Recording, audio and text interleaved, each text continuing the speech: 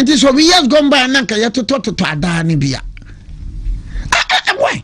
And so they think that the ordinary Ghanaian no so Kwasia so Jiminia so Yanko Yamu Amunko Yansis Ramunko Yamu Kamben Faso Yamoba Ponko. So NPP time the same, NDC time the same. No more names at least. Hey, Bibia Akwaba, na Yamfambre Mega TV and platform we eso.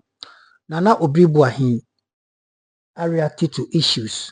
What you say na uti in sema oka. Ono ankasa sisi oso beka na kware. NPP omo ye nimu bia. Omo anya ade nti ono na Obiri Boahen obebo mo achi. Enye no nko a enema ekoso ewo NDC aban mu. Sebi aburu sebi nyado. How a omusi etoto niema esifa. Ebano the economy. Any the budget you could read and see at 2,000. You could read ya. Wachira na adwin e de afa ho. Na yen na yenim na Obiri Boahen to be a former deputy general secretary. It is deputy general secretary. Yes, for the party. What you say? Ono asokro ya esan eye the historian ena osanye lawyer emranim ni enti sebi enka anyina na Obiri Boahen anya ono ade enka sebi enka owodibie aho no ankasa no so na adwin abobew wa tota bia na wa ye no ho MPP ni issue ni sa nyema no anyway yankwai na yinti sanse ni bia koba ye beto aso ede amahanom area number 1 authentic platform Mega TV yakopon ishira bibia koba ye beto aso ede amaw. The African politician. Oh no, why are you ready? Why are you ready? I am my brother. Shaniakosu all over Africa. Shaniakosu all over Africa. Huh? What is happening in Mali? Jihadisi, Wamayiro, Wamupan, take Nigeria. Donald Trump can say, Obabano, make sure video be anra. Helicopter the helicopter pan and left arms. That could see northern part of Nigeria. No more de a tune and a diana mobano or modiama jihadism. It is a sort of phony binum enimia ecoso. And that explains why sounds Joe Biden time no person oko blasted woman. Why no man leaky at the amaji hadison until down person microphone and no Mr. Tams in microphone. What is happening? Nigeria near Koso with all the oil reserves. No, so you never officer no, and what do you know, Gina and Kosher? And it tells you, say, look, in 2027, about to Nigeria. Oh, yes. Got any one when you I know. You came a room 1 minute. About 2 years ahead of us. Wow, in Africa now. So, consider what is happening. Oh, you don't have a visionary leader. Say, me a vision, perhaps in contemporary time, perhaps the only person I'm a single man, me ni Burkina Faso. Because making Kenya and Burkina Faso fine, Niger fine, Mali fine, Guinea fine. No, one more I'm a single, almost say one more year. Because I'm better than President Mahama, I dear partner, jam. No way, dear. Look what is happening, President Mahama. The level of insecurity, the impatience and intolerance.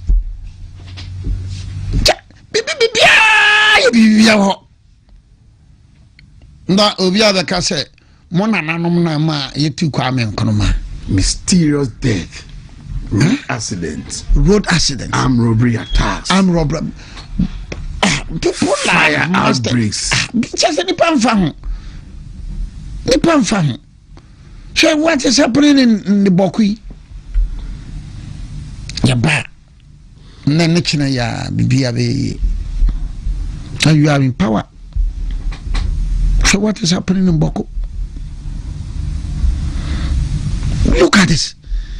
So swampan say nanadro se baumio nanko bi ko kansa ansem we wo Boko. And yet President Mahama Koboko Kokasa Assembly. Now onya apologetic. Don't mommy into so baby. Oh, but it ye. Oh, but to swabo yen to swabo, yes, I say nipa will behave. I'm not President Mahama Kokasa Asana ni so Kasa Binum di Matem. The Binum di Matem. Daydreamers, Wamu di Matem. And then I getting can I out Ghana majority leader majority. What him can so. Look at what is happening. The indiscipline and the intolerance going on in this country. And no one to say some George Pacho and answer could you talk black Gavi. See to Obama, dear in train 4 years and so. No, but the point is that young train. It's so shady in ye. It's so shady in ye. Now, buying be equally, Albany be in can I quite abandon. Abba. So we abandon the existing one air question. Yeah, started a new one. Kumasi Akara Minister be Obesayano Obenyan Sokolafia. The top up, Sokolafia, top up, Sokolafia, top up. This is what African intellectuals are interested in. Sokolafia, top up. Adia bako de boy trisuwa ye sa toilet ya yes Ghana first toilet no bako ewo KCC school south ya ye besire ye ntime mia no Ghana first dia no se Ghana first dia o wi na nya ba no na na private Franklin Akule madam for no okay ono na a private person ade and ono no nkodi assemblies no. And it was a very good idea. You see, and no Franklin no crown and Sana or Bayano. DC is been giving baby, Kumasi having baby. This is MC regional ministers, regional ministers in the Entientman Quanquery. No, but Uncle Crown now, no. Shen Wayen when you're so fast, no. Because he said, I bind the Abusu toilet in Qua 30,000. Does it make sense at this era? Does it make sense? This era, if you been here, a evening. Say, be a public places, be a transport station. Places to cry. What would private? So the private person you should do it. A VIP for bay or do bunso. Bunso, yeah. Otra bunso so ba wani kakra so wani mo so omo obi wo ho. I'm on focus ye bebre. So why should a visionary leader, a responsible and a reasonable minister, a responsible and a visionary leader, present time now you want me TFI now I go kete kura oka in Belgium many about kuya portfolio every single day be about 100,000 every single day and they have organized it say wamubekum 100,000 no ebi baba Santi every single day no so on be fa bi aba 200 no mu produce this is what George no madwuma ono ye oye no creel because broni die baby a broni wode now na 2020 we be etiafi ye be adwunsobuo ye be sisi ya kwan aba ne beye previous experience no nyina sika die sika wi akro no bo David. There was something Sam said, David. Yankopon Yahan and Ness and Cadimba. And so I'm a Bura. I was a Mecan Sampano, Mecan Sampano. And to share man from Craya Bequay, Bebre Juma. Yes, he been cracked a degree. Yeah, Bebre. And so no call no SHS. Are you not worried? Are you not scared? Send you about 65,000. A year 110,000. 65 near Omo qualify.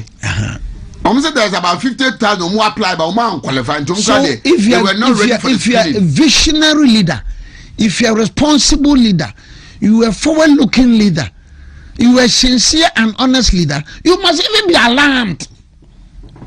My man Maya by plaque can 110. Soldier, no police, no prison. No fire service, no migration. No. Ama me gidie wo Nyankopɔ mu kura no. African intellectuals and African politicians. Me ya kura no me gidie no wo mo ka fa Nyankopɔ ho no. Me gidi say dabi. There are some question marks now. Because ya bibia mfokani. Ano na mtiza say NPP time. No more ranti adani bebre for Ministry of Foreign Affairs, for ambassadors and high commissioners. Aden. It is over years gone by nanka yeto to adani biya. Why? And so they think that the ordinary Ghanaian no ya so kwasia so jiminia so yanyanko yemu wamunko yensisiru wamunko yemu kambemfa so yemoba ponko. So NPP time the same, NDC time the same. Now what him say? At least. Hey, So me try me kasa me NPP nende NPP ni na NPP ni no NPP for the 100%. Men kasa auto. Because the issues I'm raising them today, no issues that I'm raising in them. NPP time me raising those issues. And so up to now President Kofona started Buankra in Lamport. Nasa Mahama ne must be manya MPP by no in Lamport, Gamunwe in Lamport. Some people are very serious on this in Lamport. Akamunwe. Na train kra MPP 8 years train ko himfa. Train e ko himfa. And doesn't make sense. No be wakra na Okoba road to Paga or Boko or to Sampa or to Eluba. No much she call to me a meeting. Ya call way. In the last 2 weeks, I call Elubu twice. Ufaka. Nana. Elubu they saw the car beko. Nana. So Nana. So from Kumasi to Elubu. To Asanko, and then from Enche to Elubu. Ghana. It is terrible. Ghana. Banka udru Elubu nanka ura avorians on the side so they are mukwa kama. You can't understand. Sha uko gonokrum. Cote d'Ivoire fana ya mukwa no sa atra border no kra banim ababe boagana kakra. You see the difference. And you know, up to now, President Mahama, na me say President Mahama ba now no, and kayatima ya system DCMCs, ya beto o so aba. Da bi emasa. Anya no ne odwene ho. Nti ne MPP for no ntimi anya no onso sa. Eti ne on president bia pa ne say, ono na aba appoint DC. Nti na me classmate ba, na madam funua, na mo what kind of system are we operating in Africa? What kind of system? Now, me can say, when even MPs have gone to the president, say, President, Finance Minister, or boy, Nasasano. It took the president about 1 year. It took the president about 1 year. You acquire an answer, you buy.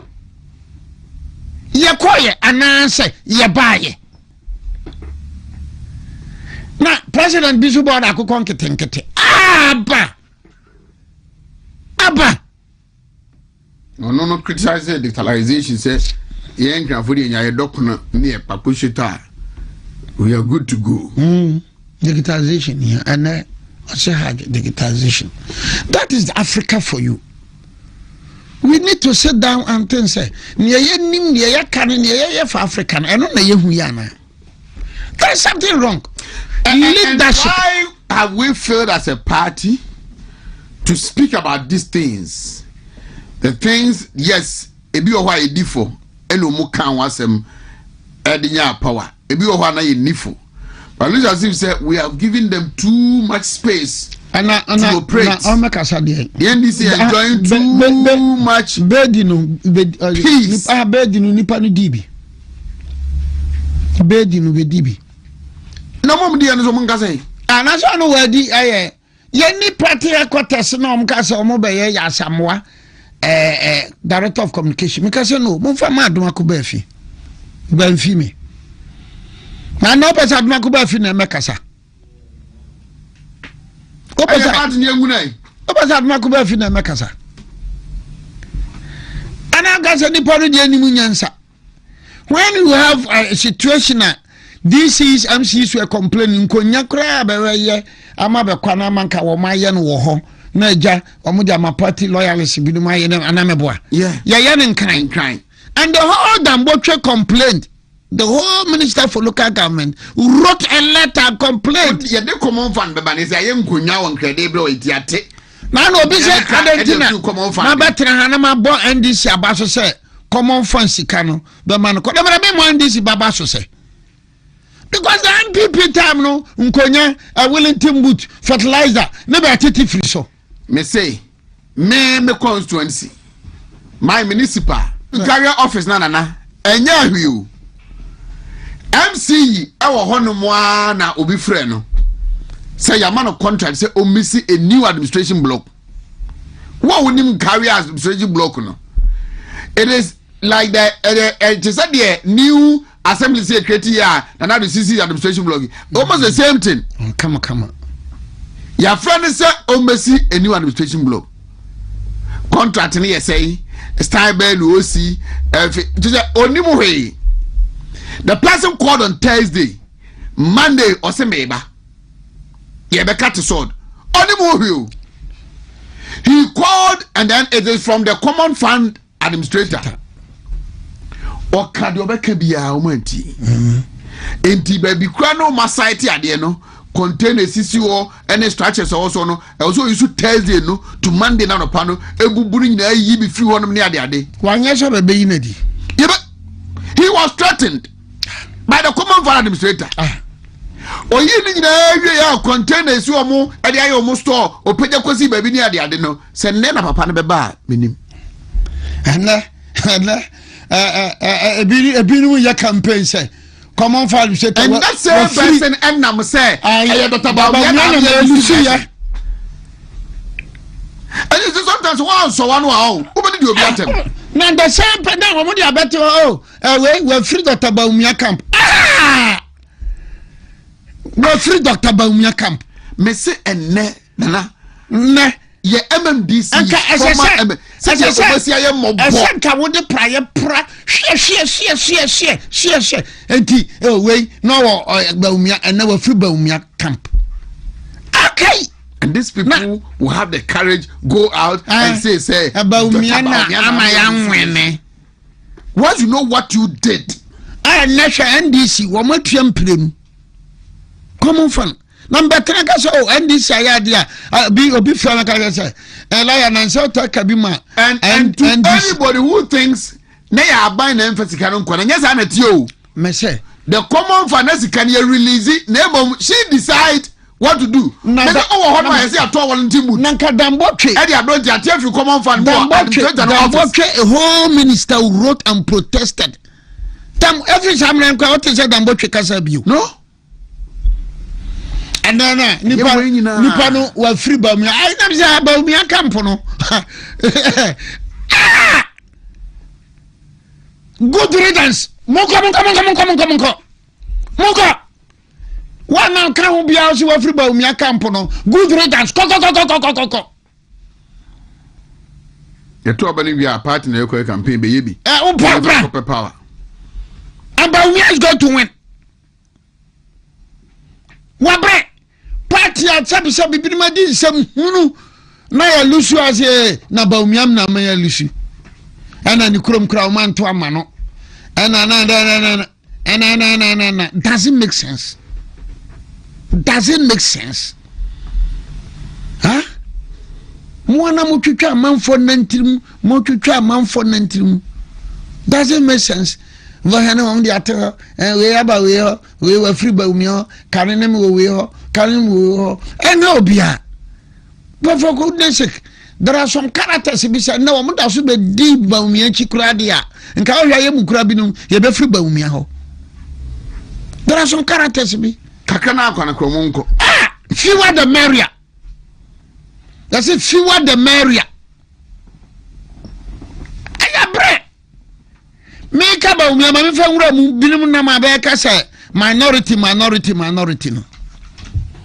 Share winning or Hinaba. Nana be wine. Can I Japan and I'm no worker? Let me move here. Madame Bonnie.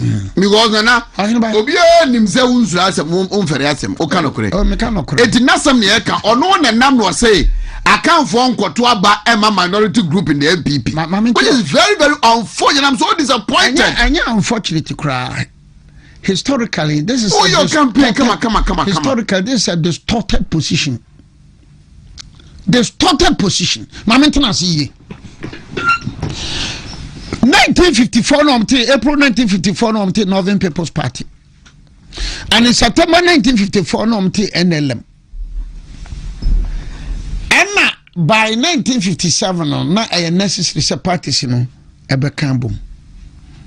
By 1956 elections none of national seats no more. I think about 13 or 14 or 15. Na Kofi Buzia no and Congress Party no more wine. Kofi Buzia. Now womo ba ye no wo ha 13th October 1957 no. Nearby and say womo nyina womo na omkuta majority seats so siremfo na omkuta majority seats siremfo no agitas about 14 or 15 seats. Sam Ranson Brown for my because Brown for no by April 1959. And today Bruno is in your friend Western Ashanti. Bedema Buzia. Bedema Buziano Buzia so Antiana. Na man for kakranka. A point in time no Buzia Jan ho ekwa because no true. After the passage of PDA in 1958. Dombo about me papa and say NLM no a cabo no a my majority. Ama woman the majority no crab bread the bread sadness no one. And no, because Baumia's father was the secretary to the Nairi. Now just said Kushasi conflict no secretary Krachini lawyer Nikasiye pressure baba no so say onokra na yiri opium. So pressure was mounted on Nairi. And pressure was mounted on Baumia's father. So one crosswa. And say yen develop mo. So Baumia's father was forced by circumstances to cross carpet.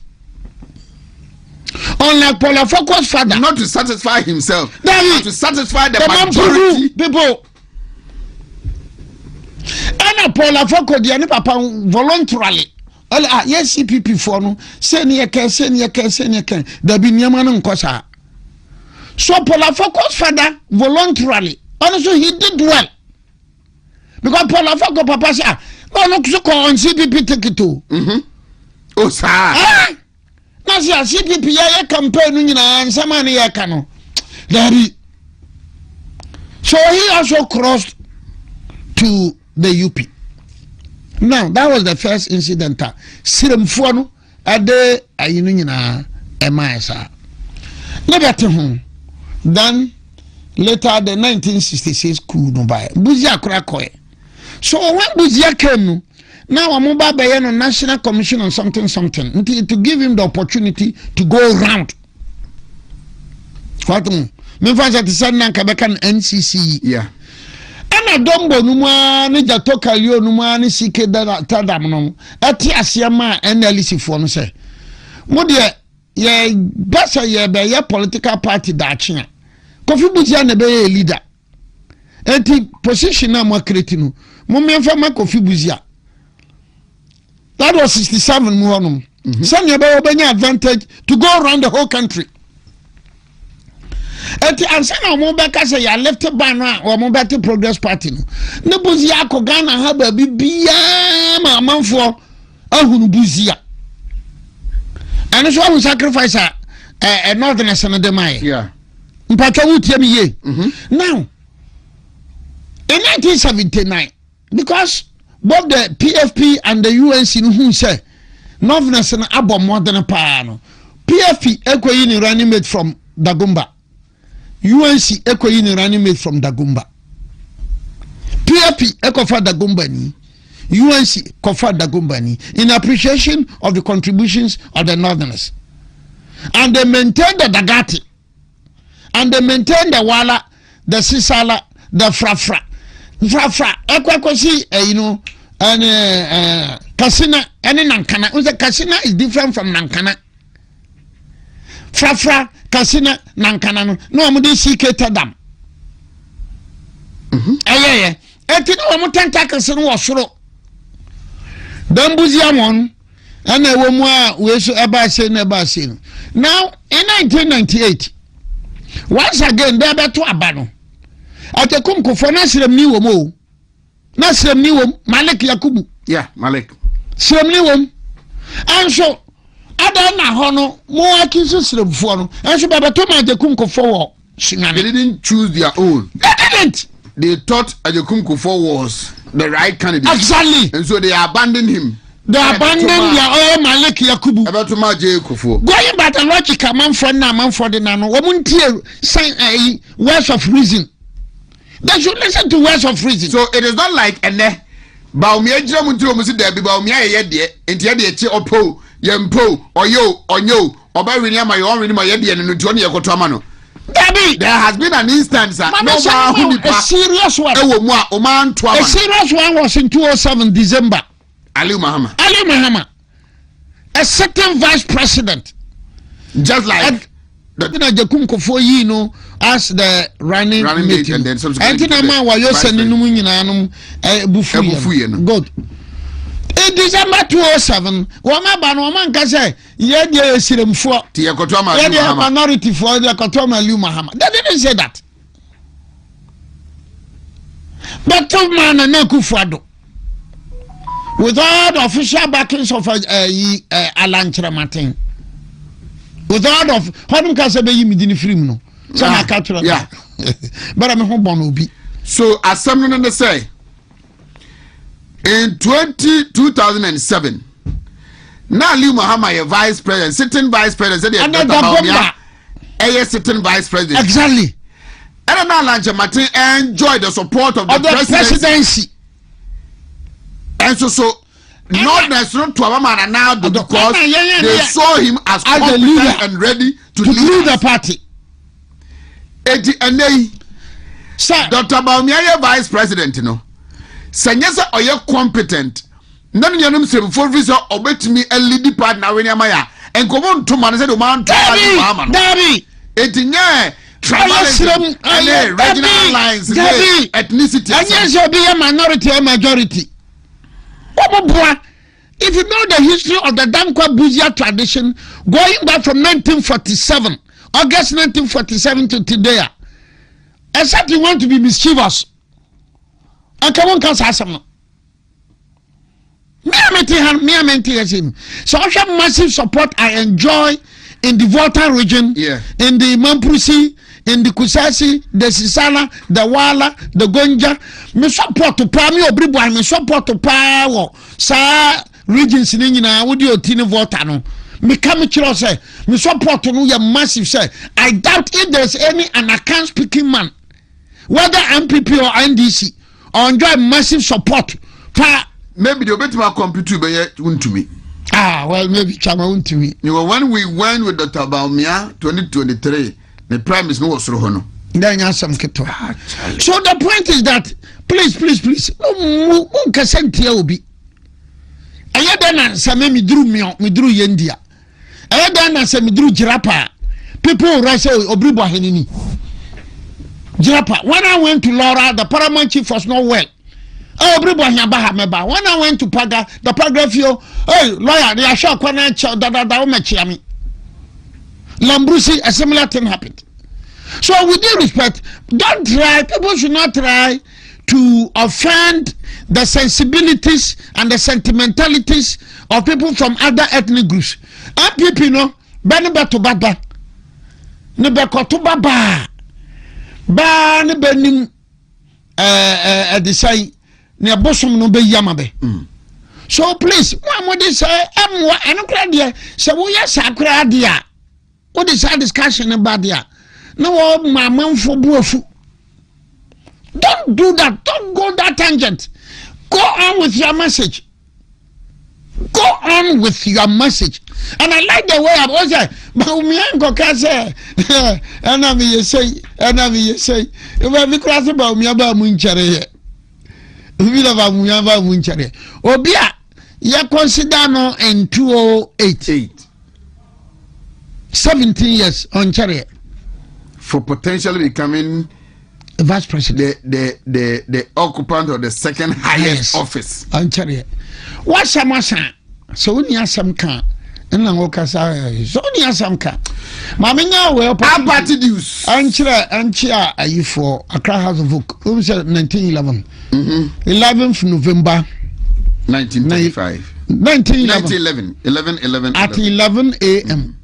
Accra House of Book was born on 11th November 1911 at 11 a.m. Mr. Akuka, Erenegre, Emma Nafisa, Omo Yahima. Oh yeah, yeah, East constituency. They say a very good morning to you. Oh, Michaba Pam Jibas. Baba Mando is also with us. Sunyani is the me baho. Baba the doctor Nyame Befi. Baho.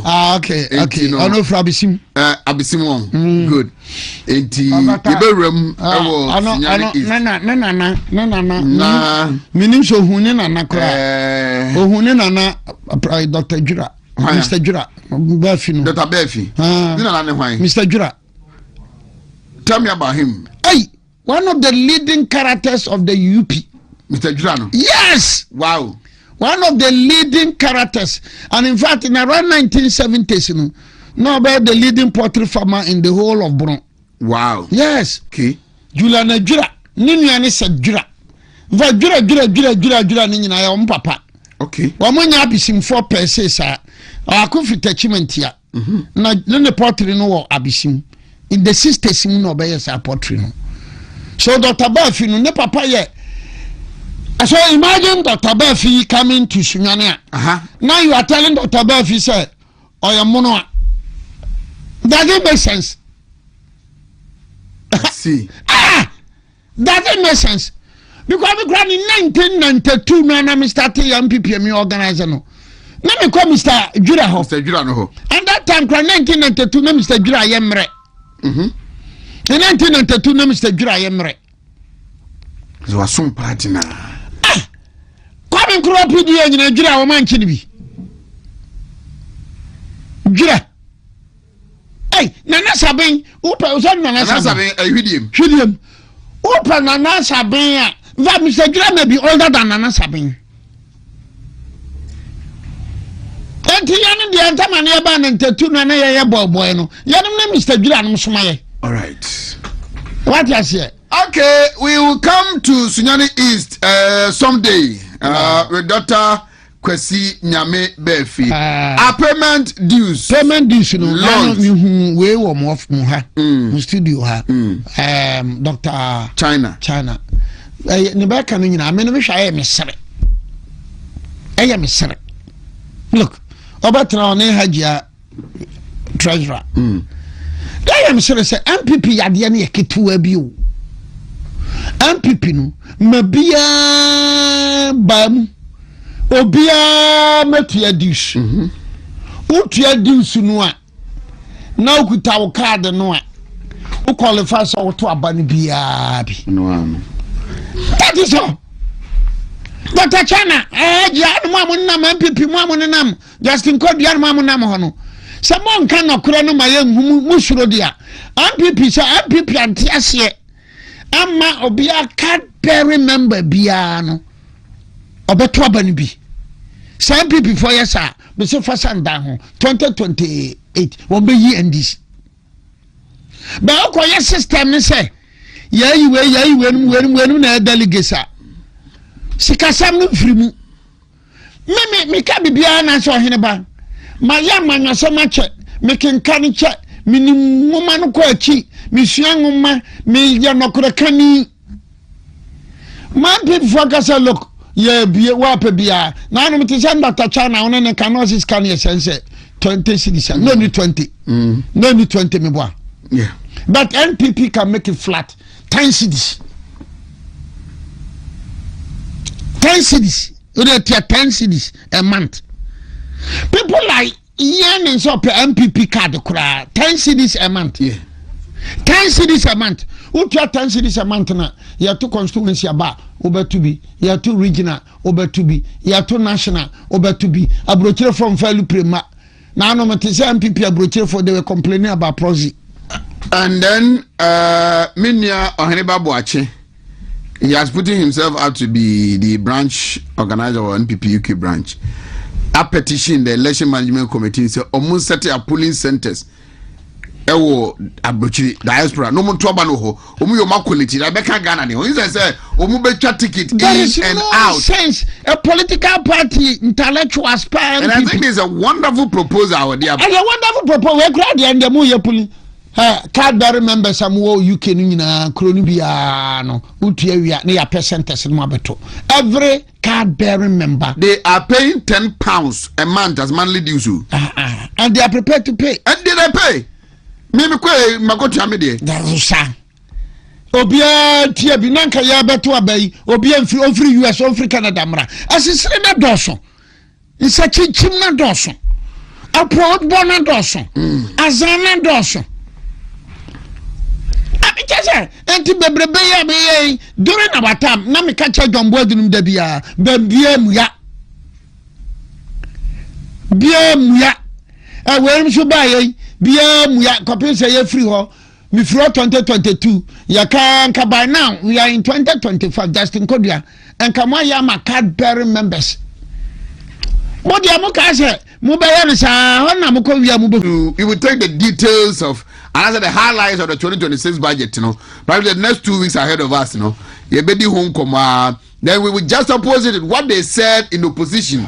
Say Omubeye vis-a-vis the manifesto Dr. Mahmoud Bawumia presented to us. Madam for Maxwell, Nano Bayan PSG, so kai. Maxwell so ni team ne Bayan. Omoya de pe ma me bet to Bayan. Oh, Bayan de ni bobo. Bayan ni bobo. Bayan nte se ayi. Ba momo de no na ye mi hu pa. Ebe. Bayan de ni bobo. Bayan de ni bobo pa. Bayan de ni bobo. Na ayifo no de no na almost PSG. Be PSG no na means ro PSG bia just that Barcelona na omono enkeka. We have similar matches at Barcelona boy and so say we ba wo huna Araju and Kunde no wo ba ni Musa eno na man Sevilla she omo ba for something. Say just Araju no nyansa. Kunde nim nyansa. Body no so nim ball hu nyansa. Enti ba dia ba ai ro man hwa mashere no hu wo man hwe se no mashere no bobo pika ni Puskas no bobo wo man hwe Barcelona team ba man na say wo mo hwe team bi 4-2 abaya 3-2 no mo hwe team no 4-2 I think Celta Vigo also I think at the 80th minute or so Bobby ya na Barcelona defenders no wo ma tra center line no kura already nyame all the defenders na say wo bi boto akira Nasa wa Mbappe numbia na sala numbia. Anyway, the chair will be Adwa so chao, adwa hwere or police station officer wa Chwango be just south. Oh, me che so bi ni aba. Ono so so mfa woni ago. Aya na Ghana sam na du ba bia na che se what te kura se na mkope fura dan bi kura no mu nko ana. Because yes sir. Wo ba ya sa dia why or well? My review na we be twakakra fashion mission mame. Because no, both MPP and NDC, they are not looking forward to pay attention to the youth. How can you have nipa 100 and something thousand say you pay soldier? Now we are mampanyina enyo for security reasons you can say you not to say akokon ketenkete. Wade nyankopon. Na me so dem call him meka ne benkan. His name is lawyer Nana Obiri Boahen. Haya na abetino. No also na abeti afri ni honum. Next. All right, so that is it. Enti utie ensem na enye easy. Obika na sim easy. Sometimes mitie na no Obiri Boahen ayana. Eye mi yakakra. Because it is like Ayana, I say, sometimes we turn the conscience. No quality one man, Aso kan usuru. Yes, na Obiri Boahen ase na mekan. No kware bi wo no ma aso kan oyeden usuru. Enti niye ani nisu ani ne ban. Sometimes utimi bisa ho say oye lawyer, oye mranimni, because ohwe dia ya sebi ebudu sebi nyado. Ensem bi wo ho no ma eni kwan senka as a lawyer oye, but obehwe no sebi na oka NDC for bayi omo bo mo homodi, and you know it, but de bia ya na no kwara obekenti no so pese obo eye NPP echia na odi akofa eniyama NDC eye no in his previous government. You see, obia ontimi sinkete enka no kware amfa nkyere Akufo-Addo se owura wei obese Ghana, owura wei ni initiative ene ni nneema bi a odi ba amonten so odi ba Ghana no ese o man economy. Endro na mehwe ade bi na watch this. Enkrofo ebisa se Ghana economy no sika ben ena yewura John Dramani Mahama sabi onya odi wuram. People don't just understand. People don't just understand. What in a make sure na say obi hu se no sika no hefa no monya no a mo edi yeden e develop o man no, but aban bi ba so a die no omutimi ya ne se ombe yeden ombe bobosia. What in a make sure na say na bosia no kura ba no na omudi bi ye kinki party na omudi bi omudi bi echiche mankrofo. So it tells you the difference between NDC and NPP. And last time I make say open the difference between NPP and NDC. Clear. Just say NDC for bar amu medi o man sika omo cheche na so obiaso ene hwe initiatives enkokon nketenkete hunu ho sa na nya agudi o enya agudie ade a me be ka ho asema kiro ebeboa household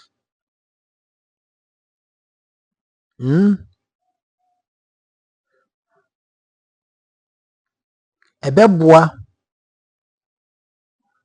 household mfa nchemi bi ha ma adwene.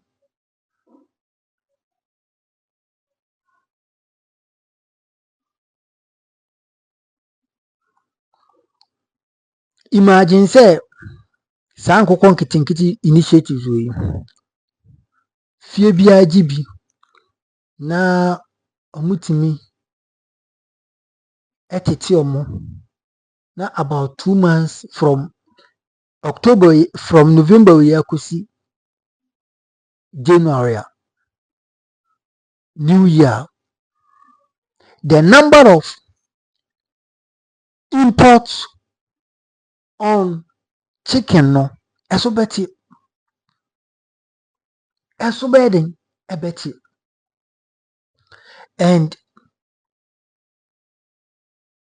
ne bo ba form ne bo bedin ebeba form a obi abedin ebetimi afford bi enti mehwe bi ti se kwadwampon obo eye koka emo anketenkete den do staff no ene yankasa se saade no so mutimi tena omoto so na omo bagi bia no omutimi make sure so omo yeden hwe omo a it will yield a good resource, a positive one as that. You get me right? In the NPP for no motor on ma na nkokan getting na ye omo buy na dear ben and na national policy apart from free teachers a omo buy no basa.